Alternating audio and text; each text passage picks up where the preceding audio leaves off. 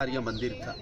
ये आदि गुरु शंकराचार्य जी बताते हैं कि भगवान शंकर के ही अवतारी थे, जो कि 1200 वर्ष पहले पूरे भारत को घूमते हुए वो यहाँ पर भी आए और उन्होंने बैठकर यहाँ पर पूरा मेडिटेशन किया, ध्यान किया, महसूस किया इस बात को, और फिर उन्होंने कह दिया कि भगवान जो कृष्ण ने गीता गाई थी वो ठीक इसी जगह पर ही गाई गई थी। आज से 5,500 वर्ष जो कि महाभारत का युद्ध लड़ा गया, ये पूरा ही 48 कोस का भूमि यानी कि 156 किलोमीटर में महाभारत का युद्ध लड़ा गया। बताते जो कि 18 दिन तक चला।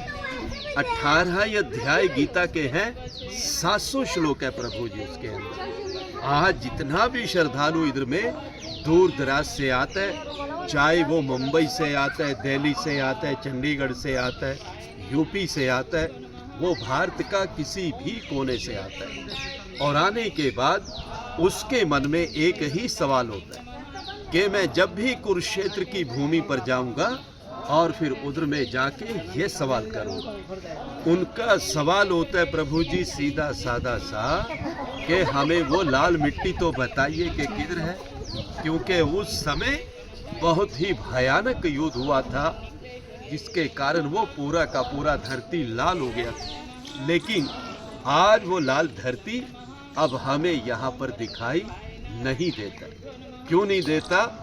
जिस तरह से कहते पहाड़ों का पानी आता गया, मिट्टी आती गई, वो परत दा परत बनता गया, और जो लाल मिट्टी था वो धीरे धीरे करके गहराई के अंदर चला गया, दूसरा मिट्टी ऊपर आता चला गया। इसलिए हमें वो दिखाई अब नहीं देता। उस जमाने में बताते हैं कि उस समय इधर में ना तो किसी का मकान था ना किसी का घर था, ये बिल्कुल एक बंजर जमीन था कि जिधर से महाभारत का युद्ध लड़ा गया।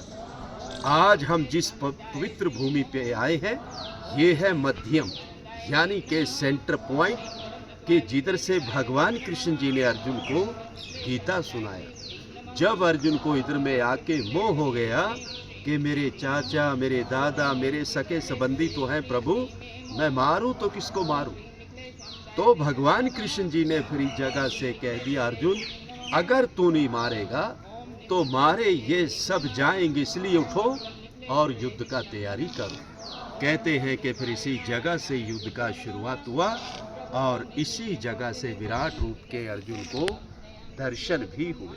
भगवान कृष्ण जी ने जब उनको दिव्य दृष्टि देकर अर्जुन को पूरे का पूरा ही ब्रह्मांड दिखा दिया था कि अर्जुन अब तो पूरा ब्रह्मांड देख सकता है, मैंने तेरे को दिव्य दृष्टि दे दिया।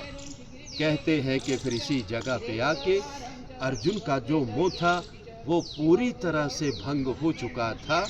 इसी जगह से युद्ध का शुरुआत हुआ और अंत में आके युद्ध यहाँ समाप्त हो गया।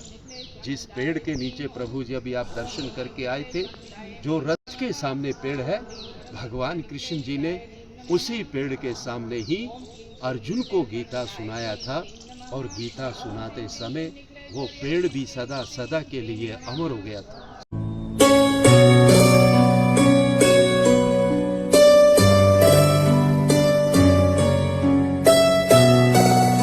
तभी उस पेड़ का नाम पड़ा अक्षयवट।